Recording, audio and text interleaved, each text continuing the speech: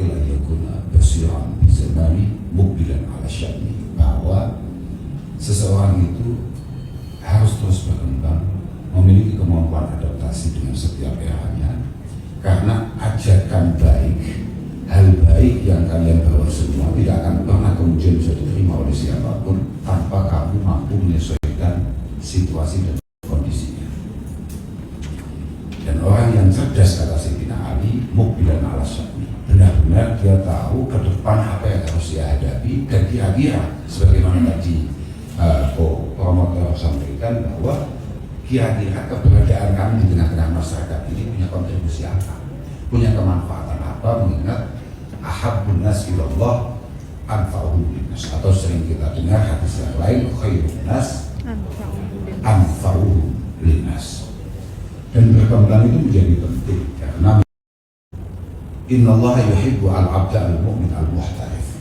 Kami dulu ketika masih sekolah di madrasah, acap kali bertanya-tanya, kenapa Allah lebih tertarik dengan hambanya yang tidak hanya iman tapi harus kreatif. Dulu mungkin di sebelum tahun 2000-an, kenapa Kanjeng Nabi tidak mengatakan innallaha yuhibbu al-'abda al-mu'min al-kasub? Allah itu memiliki ketertarikan terhadap orang yang penuh keimanan dan juga cerdas. Tapi bahasanya Kanjeng Nabi adalah al-muhtarif. Jadi Allah itu lebih tertarik dengan orang yang penuh keimanan, lagi kreatif. Ternyata hari ini setelah sekian tahun kami tahu bahwa hari ini yang jauh lebih hidup itu adalah orang-orang yang penuh dengan inovasi, orang-orang yang penuh dengan iman. Siapapun di antara kita itu tidak boleh kemudian merasa bangga atas apapun yang menjadi perasaan dan pikirannya. La khayra fi man yara nafsahu fi halin la yarahu nasu la ahla. Tidak ada istimewanya sama sekali. Apapun yang bisa kita aku, pengakuan panjenengan akan diri panjenengan tanpa diakui oleh orang-orang yang benar ahlinya.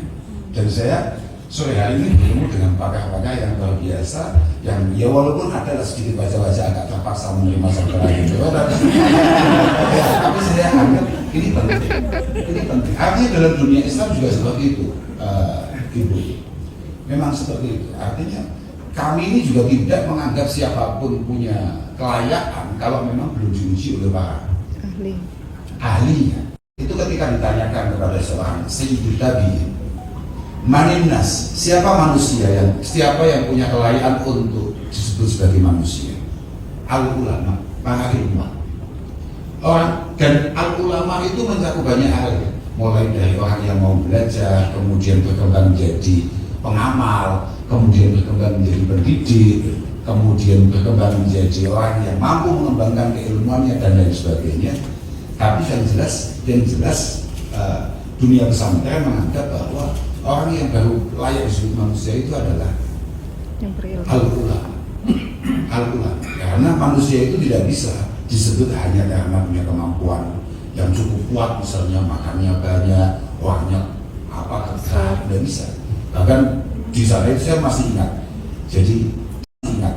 Jadi di kitab kita itu Imam Ghazali sampai mengatakan begini, laisa biquwati syahsihi fa'inal jamal aqwa minhu. Orang sekuat apapun itu tidak akan pernah mampu mengalahkan kuatnya onta. Onta itu mampu berjalan ribuan kilo, mengangkut banyak bahan.